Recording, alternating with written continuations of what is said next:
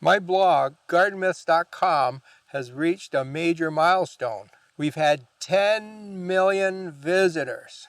And I know some of the people viewing this video have been to my website, and I want to thank you for doing that. It's great to see so many people supporting my idea of writing about gardening myths. The whole thing started 5 years ago when I noticed that there was a lot of misinformation going around gardening circles, and I wanted to correct some of that. So I started writing about myths, and I figured I had enough material for about a year. At the end of that year, I'd written a post every week, and I had enough material for another 2 years. That was about 5 years ago. I still have enough material for another 2 or 3 years. I'm not running out of material here. There is so much nonsense on social media about gardening, so much misinformation. And as part of my goal is to correct that information. So what I do with gardenmyths.com is take a particular subject or a recommendation and research it. I want to know what the science is behind the suggestion. Does it actually work? I actually go and look at research studies to determine the true facts. Then I write about it and I include those references. Now, to celebrate this milestone, I decided that I'd make a video of the top 13 myths of all time.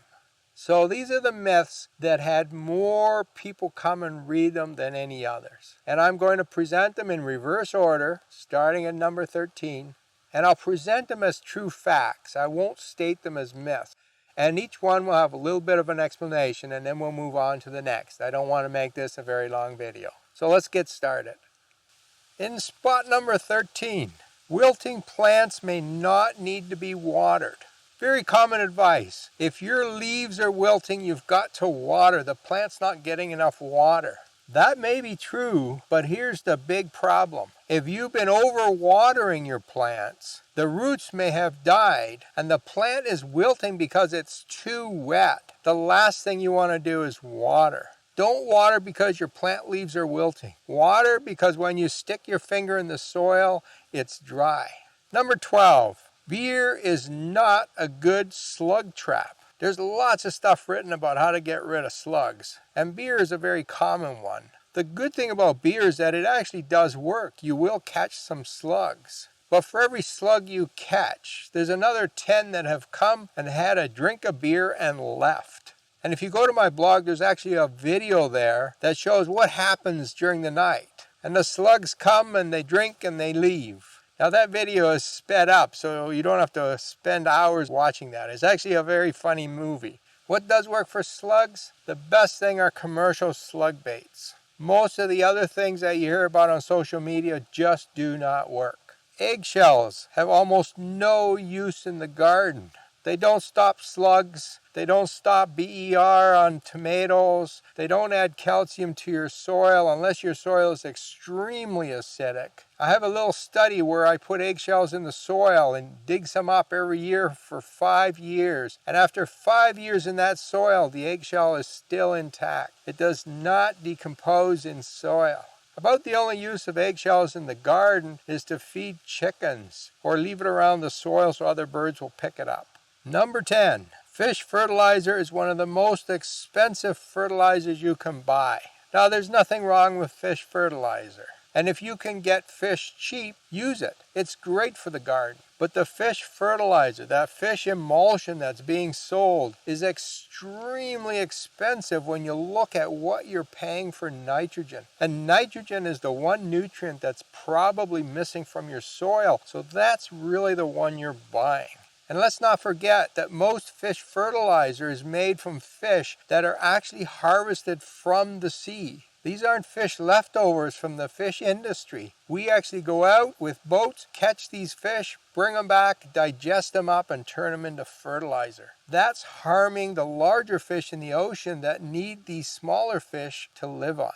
Number 9, humus does not exist. Now, as a gardener, I know you've heard about humus. It's that black stuff in soil. It's so important to make plants grow. But guess what? It doesn't actually exist in nature. Scientists have been studying this for over 100 years, They have been unable to get out of the soil unless they treat it with really high or low pH solution. Humus exists only in a lab. It's better to think of the black stuff in soil as just carbon. It's still good for your plants. It's still important. We want to keep putting organic matter into the soil. None of that story changes, but the actual humus doesn't exist. So when you go to the store and buy a bag of humus, who knows what you're getting? Number 8, house plants do not purify the air in your home. I know you've seen the blog posts. I know you've heard about it on social media. Everybody lists the perfect plants for cleaning the air in your home. It's all nonsense.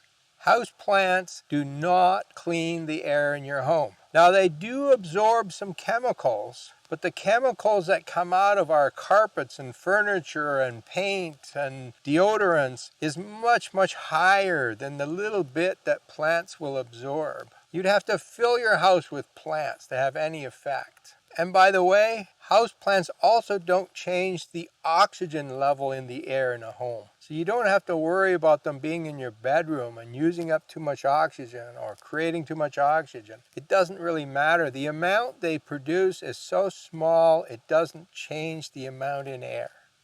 Number 7, wasps are not evil.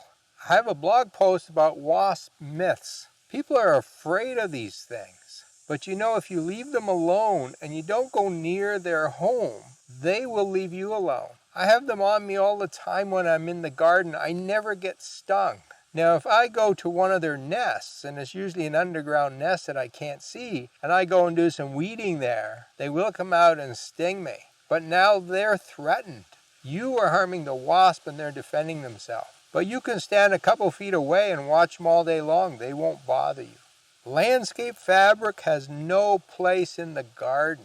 This is one of my first posts many years ago. And since then, I've had lots of people contact me and make comments on my blog that they agree. New gardeners like landscape fabric because it makes the garden look so nice and neat when you're finished. Landscapers like it too, because when they leave your property, it looks great. And for the rest of the year, no weeds. It looks like it's working really well. But 2 years later, it's full of weeds. It doesn't stop weeds from growing on top. Plant roots get tangled in it, and at some point, you come along and have to rip it out. It's a horrible job. Don't use landscape fabric.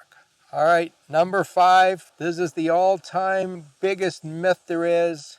Use Epsom salts in the garden. It does all kinds of things. You use it to fertilize your plants to make them grow better. You use it with vinegar to kill plants. It's both a herbicide and a fertilizer. How can that be? Put it on your tomatoes and you stop blossom end rot. But blossom end rot has absolutely nothing to do with magnesium. There really is no use for Epsom salts in the garden unless you have a magnesium deficiency or a sulfur deficiency. It is unlikely you have either of those, but if you do, Epsom salts is actually pretty expensive. You can buy straight sulfur, which works much better, and you can buy magnesium fertilizers that are cheaper.